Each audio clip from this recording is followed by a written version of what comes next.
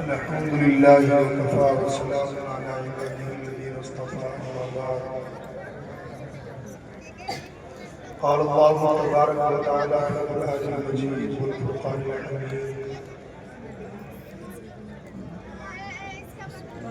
إنما الحياة الدنيا لعب ولهو في الدنيا والآخرة، أو كما قال الله تعالى.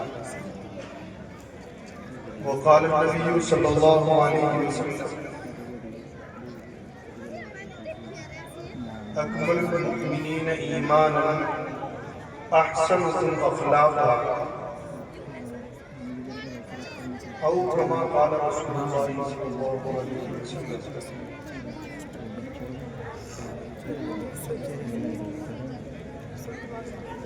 عزیزوں اور بزرگوں اور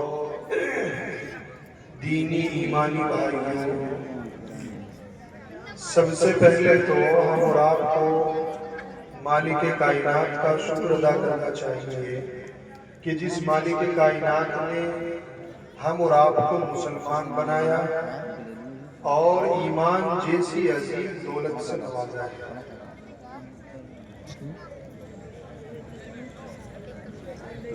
ایمان یہ کوئی معمولی چیز نہیں ہے اور چھوٹی موٹی چیز نہیں ہے، اس لیے اللہ رب العزت کا ہم شکر ادا کریں کہ اللہ تبارک و تعالیٰ نے ہم اور آپ کو مسلمان بنایا، ایمان والا بنایا۔ اللہ تعالیٰ ہمیں اس کی قدر کی توفیق عطا فرمائے۔ میں نے آپ حضرات کے سامنے قرآن پاک کی ایک آیت کریمہ پڑھی ہے جس میں اللہ رب العزت نے ارشاد فرمایا: انما الحیات الدنیا لعب ولہو۔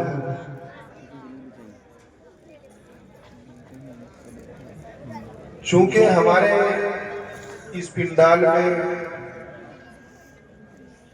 ابھی اس وقت بچوں کی تعداد ہے، بچے اور بچیاں بیٹھی ہوئی ہیں، بڑے حضرات کھانے پینے میں یا اپنی دیگر مصروفیات میں ہیں، بعضے بیٹھے ہوئے بھی ہیں۔ اللہ رب العزت نے اس آیت کریمہ میں ارشاد فرمایا: دنیا کی زندگی سب سے پہلی جو انسان کا جو سب سے پہلا قدم رکھا جاتا ہے اس دنیا میں وہ ہے کھیل کود۔ انما الحیات الدنیا لعب ولہو۔ سب سے پہلا مرحلہ انسان کا وہ کھیل کود ہے۔ بچہ پیدا ہوتا ہے، پیدا ہونے کے بعد اسے سب سے پہلے کھیلنے کودنے کی سوچتی ہے، وہ روتا بھی ہے کھیلنے کے لیے اور وہ شور مچاتا ہے، والدین کو پریشان کرتا ہے، والدین پریشان ہوتے ہیں اور طرح طرح کی حرکتیں کرتا ہے۔ لیکن جب بھی اس کے ہاتھ میں کوئی کھیل کی چیز دے دی جاتی ہے اور وہ اپنے کھیل میں مصروف ہو جاتا ہے تو وہ اپنی ساری چیزیں بھول جاتا ہے۔ سب سے پہلا مرحلہ ہے انسان کی زندگی کا۔ اللہ رب العزت نے انسانی زندگی کے 4 مرحلے بیان فرمائے ہیں قرآن پاک۔ تو پہلا مرحلہ ہے کھیل کود، پھر اس کے بعد دوسرا مرحلہ آتا ہے وَلَهْوٌ فِي الْحَيَاةِ الدُّنْيَا۔ اس کھیل سے بڑھ کر کچھ اور فضول باتیں اور اس کھیل کو چھوڑ کر اس سے آگے کا اور درجہ حاصل ہو جاتا ہے۔ جیسے بچپنے میں چھوٹے بچے ہوتے ہیں، 10 سال کے، 5 سال کے، 4 سال کے، 3 سال کے، آپ ان کو کوئی چھوٹی موٹی چیز، کوئی گاڑی ٹریکٹر دے تو اس کے ساتھ کھیلنے میں لگ جاتے ہیں۔ ان سے اگر وہ چھین لی جائے تو ایسا لگتا ہے جیسے ان کی ساری دنیا چھین لی گئی۔ ایسے ہی یہ دنیاوی زندگی ہے۔ انسان کو جب انسان اس دنیا میں آتا ہے اور اپنی دنیا کی مصروفیات میں لگ جاتا ہے، اس کی کوئی چیز، اس کے ساتھ کوئی واقعہ پیش آ جائے، کوئی حادثہ پیش آئے، موت کا، زندگی کا اور دیگر کوئی اور حوادثات دنیا میں سے کوئی اور حکومت آ جائے تو ایسا لگتا ہے اس کی دنیا اجڑ گئی، جیسے اس بچے کے ہاتھ سے چیز لی اس کی دنیا چھن۔ پھر ایسے ہی یہ بچہ بڑا ہوتا ہے، اب اس کے کھیل کے سامان بدل جاتے ہیں، اب اس کو چھوٹی چیزوں سے کھیلنے میں وہ لطف نہیں آتا، اب اسے کرکٹ کھیلنے کے لیے بلہ چاہیے، اپنا وقت گزارنے کے لیے موبائل چاہیے اور دوسری چیزیں چاہیے۔ یہ ہے کھیل کود سے بڑھ کر فضول اور لہو، یعنی کھیل سے بڑھ کر جو اور آگے کی چیزیں ہیں جو بچوں کو اس سے بھی زیادہ مصروف کر دیتی ہیں، لغویات، اس میں مصروف ہو جاتا ہے۔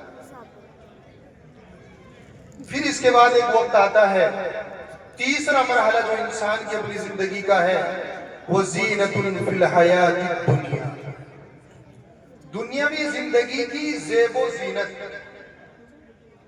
یہ بچہ جب بڑا ہو جاتا ہے، 10-12 سال سے پار کر جاتا ہے، 15 سال، 17 سال، 18 سال کی عمر کو پہنچ جاتا ہے، اب اس کو اپنے خود کے راحت کے سامان چاہیے، اب اس کا کپڑا بھی اچھا ہو، اس کا جوتا بھی اچھا ہو اور اس کے کھانے پینے کے سامان بھی اچھے ہیں۔ زینت فی الحیات الدنیا، کہ دنیاوی زندگی میں راحت کے، خوبصورتیوں کے، مزین ہونے کے جو اسباب ہوں وہ سب کے سب اس کے اندر موجود ہوں، تو ان چیزوں کی اس کو طلب ہوتی ہے۔ اب یہ پیسہ کماتا ہے، محنت کرتا ہے، مزدوری کرتا ہے، لیکن اس ساری چیزوں کا حاصل اور خلاصہ اس کا اپنا کپڑا، اپنا پہننا، اپنا کھانا، اپنا پینا، یہ سب اچھا ہو جائے، اسی کو کہا کہ زینت فی الحیات الدنیا۔ یہ 3 مرحلے انسان کی زندگی کے۔ چوتھا مرحلہ انسان کا اپنی زندگی کا آتا ہے تکاثر فی الاموال والاولاد، مال کی حرص، مال کی زیادتی اور اولاد کے اوپر فخر و مباحات۔ جو 40-50 سال کی عمر میں جانے کے بعد پیدا ہوتا ہے، جو ہمارے بزرگ 40 سال کی عمر پار کر چکے ہیں، 50 سال کی عمر پار کر چکے ہیں، وہ اس کو بخوبی جانتے ہیں، روز مرہ ان کے تجربات ہیں، اب ان کو کوئی فکر نہیں، کوئی ذکر نہیں، زبان پر ایک ہی ذکر ہے، پوچھو دادا جان کیا حال ہے، کہ ٹھیک ہے اللہ کا شکر ہے، بچے کیسے ہیں، ٹھیک ہے وہ بھی، صحیح گزر بسر ہو رہا، ہاں صحیح گزر بسر ہو رہا ہے، ایک نے ادھر مکان بنا لیا، 2 وہاں چلے گئے، تیسرے کا وہاں کاروبار ہے، چوتھے کا وہاں ہے، 5ویں کا وہاں ہے، اب یہ سب چیزیں گنواتا ہے۔ تکاثر فی الاموال، مال کی زیادتی، مال کی بڑھوتری، اور اللہ کے رسول صلی اللہ علیہ وسلم نے ارشاد فرمایا بڑھاپے میں انسان بوڑھا ہو جاتا ہے لیکن اس کی 2 چیزیں جوان ہوتی ہیں، اثنتان شابان، 2 چیزیں جوان ہوتی ہیں، الحرص علی المال والحرص علی العمر، زندگی کی حرص بڑھ جاتی ہے، میری اپنی عمر 60-70 سال بیت گئی، جی چاہتا ہے اور بھی باقی رہے، ہماری زندگی اور باقی رہے، جی چاہتا ہے کہ بیٹوں کی شادی ہو گئی، بیٹیوں کی ہو گئی، پوتوں اور پوتیوں کی شادی بھی میرے سامنے ہو جائے، یہ انسان کی خواہش جوان ہو جاتی ہے، اور مال کی حرص بڑھ جاتی ہے۔ مال کہاں سے آئے، کیسا آئے، کتنا آئے، کوئی پرواہ نہیں، بس پرواہ اگر ہے تو یہ ہے آ جائے، جدھر سے چاہے بس آ جائے، اب صرف آنے کی فکر ہے، مال کے آنے کی فکر ہے، یہ فکر نہیں وہ آ کدھر سے رہا ہے. بچے کما رہے ہیں، آپ خوش ہیں، لیکن کبھی آپ اپنے بچوں سے تحقیق کرتے ہیں، پوچھتے ہیں بیٹا تم نے یہ پیسے کمائے ہیں، یہ پیسے تم نے گھر میں خرچ کیے ہیں، یہ پیسے لائے کہاں سے ہیں اور آپ نے ان کو کمایا کیسے ہے، اور حلال طریقے سے کما کے لائے ہو یا حرام طریقے سے کما کے لائے ہو، چوری کر کے لائے ہو، شراب زناکاری کر کے لائے ہو، یا محنت اور مزدوری کر کے حلال طریقے سے ان کو لائے ہو، اس کی کسی کو کوئی پرواہ نہیں. تکاثر فی الاموال والاولاد. اب تو بچوں کی بڑھوتری اور بچوں کے اوپر فخر اور مال کے اوپر فخر، یہ 4 مرحلے ہیں انسان کی اپنی زندگی. دوسرے میں نے آپ کے سامنے حدیث پڑھی کہ اللہ کے نبی صلی اللہ علیہ وسلم نے فرمایا اکمل الایمان اکمل المؤمنین ایمانا احسنکم اخلاقا، کہ مسلمانوں میں سب سے بہترین اور کامل اور مکمل ایمان والے وہ لوگ ہیں جو اخلاق کے اعتبار سے اچھے ہیں، جن کے اخلاق اچھے ہوں. اب اخلاق اچھے کیسے ہوں؟ مجھ سے میرا پڑوسی پریشان نہ ہو، مجھ سے میرا عزیز قریب بھائی رشتہ دار پریشان نہ ہو، میری ذات سے کسی کو تکلیف نہ پہنچے، کوئی مجھے برا بھلا کہے میں برداشت کر جاؤں، کوئی میرے ساتھ سخت کلامی کرے، بدتمیزی کرے، میں اسے برداشت کر جاؤں، غصہ آئے غصے کو پی جاؤں. اللہ کے رسول صلی اللہ علیہ وسلم کے سامنے بہت سارے ایسے واقعات پیش آتے تھے. نبی کریم صلی اللہ علیہ وسلم کو بھی لوگوں نے برا بھلا کہا، صحابہ کو برا بھلا کہا. حضرت ابوبکر صدیق رضی اللہ تعالیٰ کو ایک صاحب نے آ کے کہا حضرت فلاں آدمی آپ کو گالیاں دیتا ہے، فلاں آدمی آپ کو گالیاں دیتا ہے. فرمایا ابوبکر صدیق رضی اللہ تعالیٰ نے بھائی کوئی بات نہیں، اگر میں گالیوں کا مستحق ہوں، میں نے ایسا کوئی کام کیا ہے کہ مجھے گالیاں کھانی پڑے تو اللہ مجھے معاف فرما، اور اگر وہ آدمی مجھے ایسے ہی گالیاں دے رہا ہے، میرا کوئی قصور نہیں، تو اللہ تعالیٰ اسے معاف فرما دے. بڑی عجیب بات ہے. ایک بزرگ اللہ والے سے کسی نے آگے کہا فلاں آدمی آپ کو اتنا برا بھلا کہتا ہے، اتنا برا بھلا کہتا ہے، رات دن آپ کی برائیاں کرتا ہے.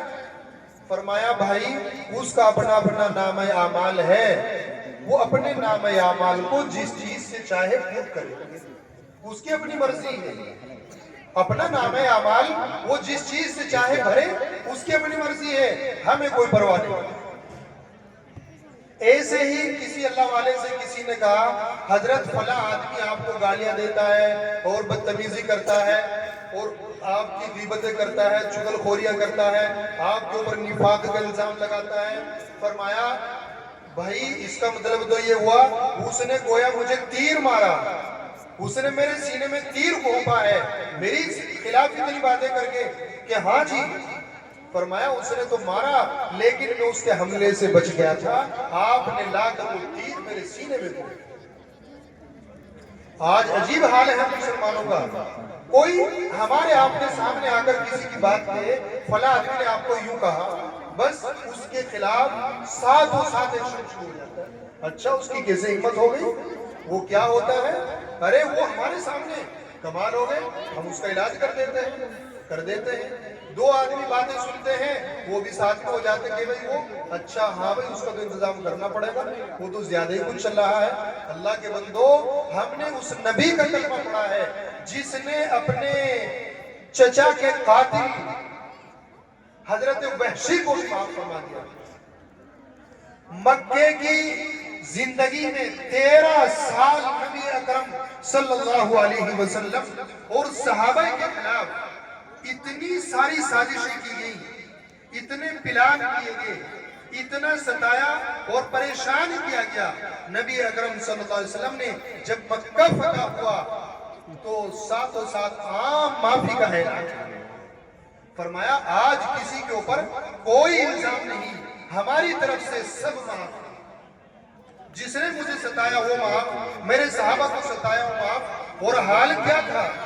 اب تو لوگ بہت آسانی کے ساتھ الزام لگا دیتے ہیں کہ اسلام تلوار کے زور سے پھیلا ہے، اسلام طاقت کے بلبوتے پہ پھیلا ہے.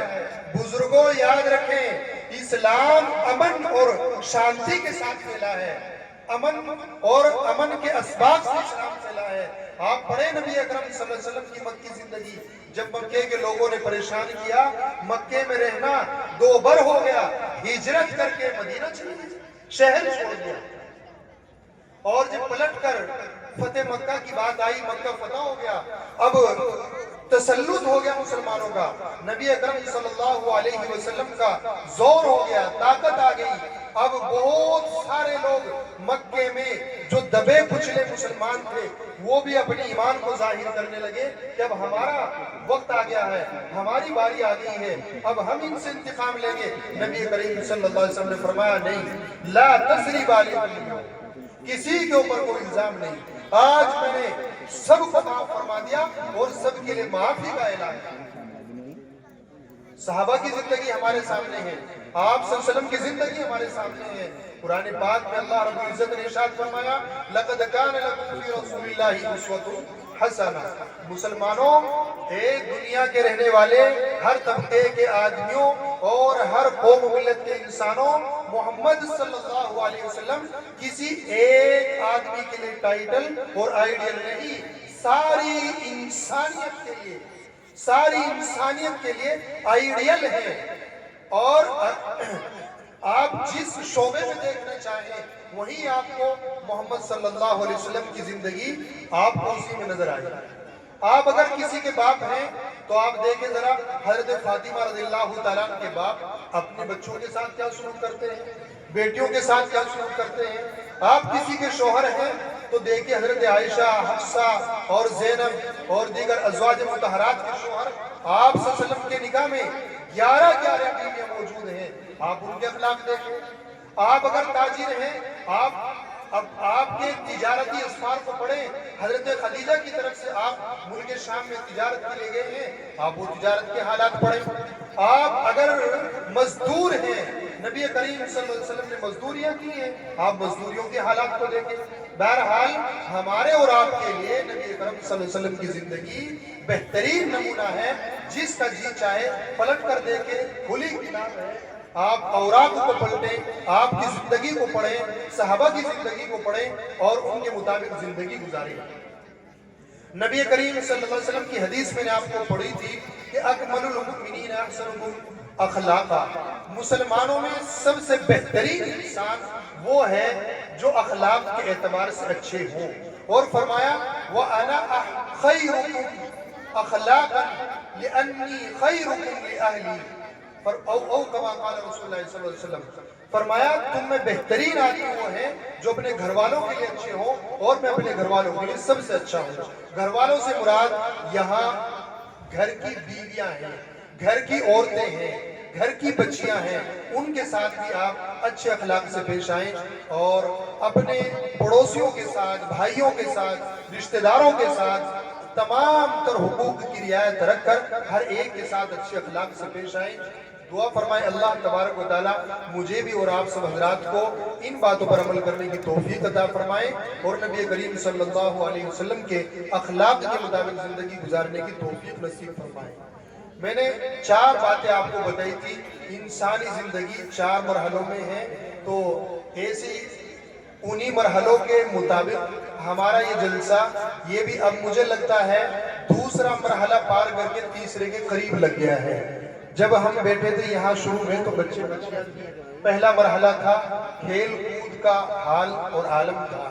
بہرحال آہستہ آہستہ آپ سب حضرات آ رہے ہیں اور بہترین موقع ہے، بہت اچھا خاص موقع ہے ہم اور آپ سبھی کے لیے کہ ہم اس طرح کی مجلسوں میں شریک ہوں، اپنے علاقے کے اداروں میں اور جہاں بھی ایک موقع ملے وہیں جائیں، اپنے علماء کے بیانات سنیں تاکہ ہماری زندگیوں میں کچھ نہ کچھ انقلاب آئے اور زندگیاں بدلنے کی نیت سے سنیں، عمل کی نیت سے سنیں. اللہ تعالیٰ سب کو عمل کی توفیق عطا فرمائے. وما توفیقی الا باللہ.